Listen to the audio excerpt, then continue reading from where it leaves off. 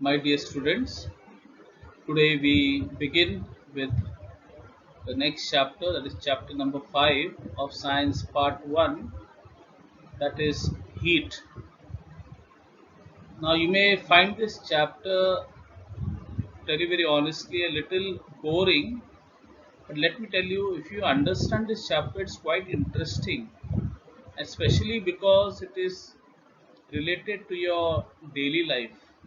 Most of the things which you learn in science are all connected, they have they are somehow related to your daily life, especially science part 1 to all the more. So please try to understand, don't try to memorize or mug up like a parrot. Try to understand, and I'll try to make it this chapter as interesting as possible for you.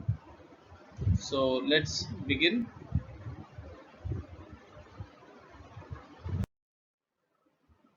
So firstly, when we talk about heat, we are always confused between the word heat and temperature. So what exactly is the difference between heat and temperature? Let's see the difference between heat and temperature. So as you can see on your screen, I've written there, heat is one of the forms of energy. Okay. So heat is a type of energy. Okay. It's a form of energy. Like you have electrical energy, and so many other forms. You have light energy, sound energy, chemical energy, so many types of energy. So also heat is also a form of energy, and it can be obtained by transforming any other form of energy, as in the burning of wood, electrical geyser, etc. Like for example, in wood, when you burn the wood, what does wood contain? Wood contains chemical energy, but when you burn it, it gets converted into heat energy. Okay, so that's what I meant by transformation. Okay, in like electrical geyser, what is there? We use electrical energy, no? Because that's why it's called electric geyser, because it works on electrical energy. So what happens? The electrical energy gets converted into heat energy. That's why our water becomes hot, and so that you can have a nice warm water bath. On the other hand, temperature is a degree of hotness or heat which can be measured with a thermometer. So what is temperature? Basically, it's a degree of hotness, or what you call heat. So how much heat is there in a particular object? That is called temperature. Kitna heat hai usme? What is the degree? What is the the magnitude of heat inside the object, which can be measured, which we measure with the help of a thermometer. So this is the first difference. So I won't be doing all the differences. I'll give you some main basic differences. Okay, heat we all have learned in is measured in joules, ergs, calories or kilocalories, while temperature is measured in Celsius, Fahrenheit, and Kelvin. These are the three scales. You learned about it in your lower class. In your lower class, especially 7th standard, you had a chapter on heat. If you remember, that chapter was there on heat. So in that chapter, you learned a lot about heat. So all this is just a revision of that chapter. But of course, in this chapter, we'll be doing much in advance.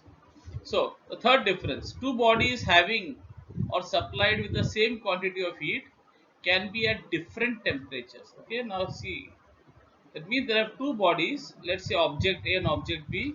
If they are given the same quantity of heat, in other words, let's say they are like I have written there is an example for heating 1 kg of water and 1 kg of alcohol. What will happen? Will the final temperature will be same? No, the temperature of alcohol will be different, and the temperature of water will be different. Though I am using 1 kilo of water of alcohol and 1 kilo of water and 1 kilo of alcohol, and I am heating, let's say, for 1 hour, still the temperature of both the substance will be different. Okay, while two bodies at the same temperature can have different quantities of heat.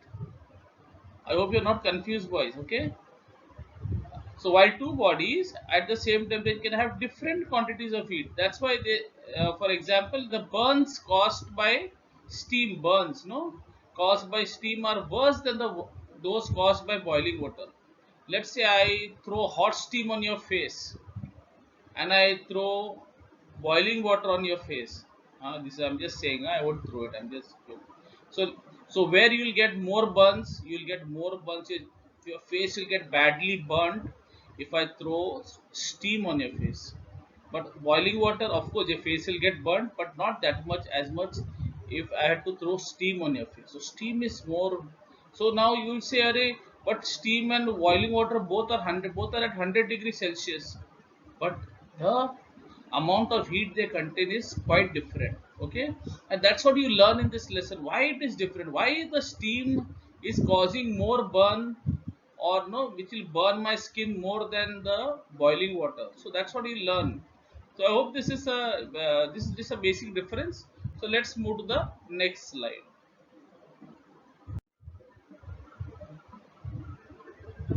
Now we go on to the modes of transfer of heat. Okay, so what are the various modes of transfer of heat? So you have learned about this in your lower class, that is especially 7th standard, as I just mentioned in the previous slide. So what are the various different ways of heat transfer? Can you recollect? I'll give you a few seconds. 7th standard, I know it's 2 साल 3 साल पहले पढ़ा था, but still, okay, anyway, I'll just revise with you. We have learned that there are three different ways in which heat can be transferred, or it passes from one part to the other, or one object to the other, whatever. They are namely conduction, convection, and radiation. Okay, so let's see. We'll just briefly tell you. You have already learned this, but just I'll just briefly tell you what is conduction, convection, and radiation. So conduction occurs only in solids. For example, heating of a metal spoon. Now we all have, when you know, let's say you take a metal spoon, no, a spoon which you use in your teaspoon, and you hold it in the fire. You hold the other end of the spoon in the fire, and you're holding the handle. After some time, what happens? The handle also becomes hot, no? But you did you hold the handle in the handle of the spoon in the fire? No, you had held the other end of the spoon. But what happened? The heat got transferred from that end to your handle, and that's why you got a like a chatka on your hand. You got a burn on your hand. Yes. So heat travels from one end of the spoon which you held in the fire to the other end of the spoon which you were holding. So this is a simple example of conduction. How heat transfers or moves by conduction. Next one, convection happens in liquids and gases. For example, boiling of milk. When you boil the milk, what happens when you keep the milk for boiling? It's all cold.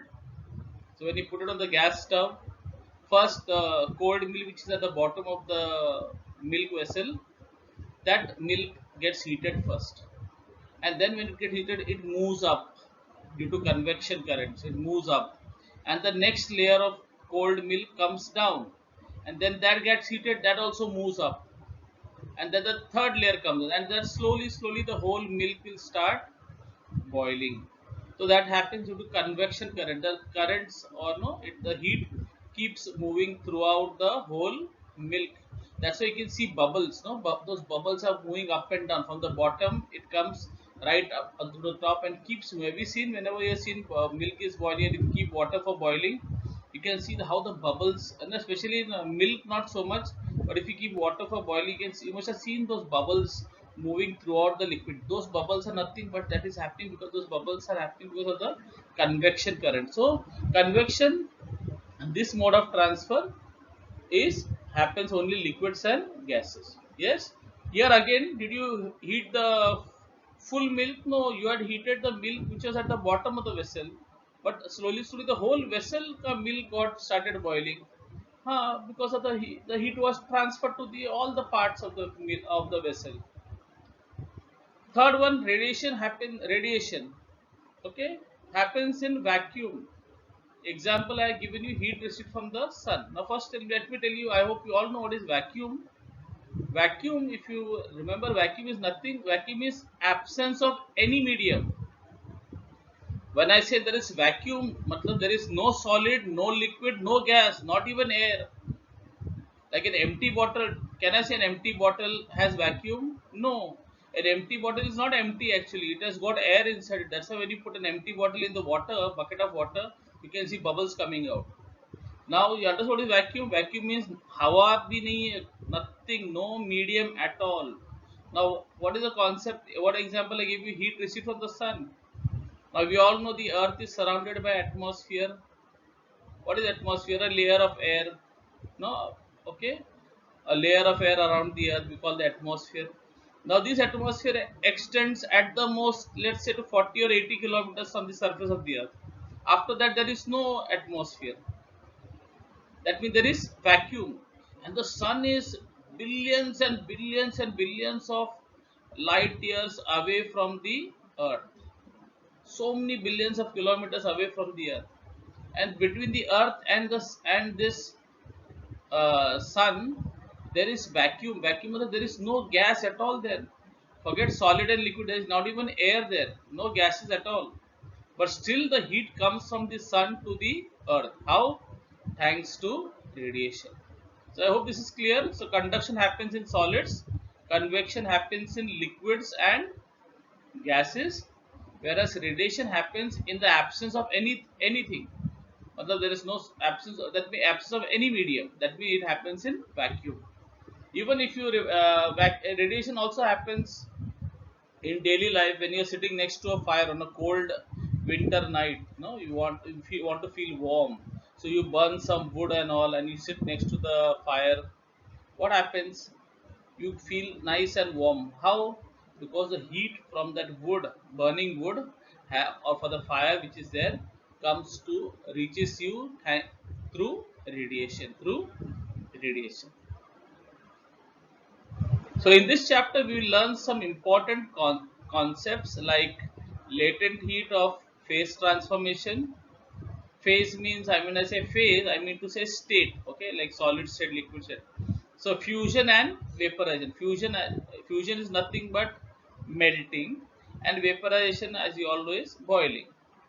Regulation, humidity, you all have learned this word, humidity, dew point, dew and all, specific heat capacity, heat exchange, etc., which are very closely related to certain phenomena that we experience in a day-to-day life. As I told you, all this heat chapter is connected with our daily life. So try to understand.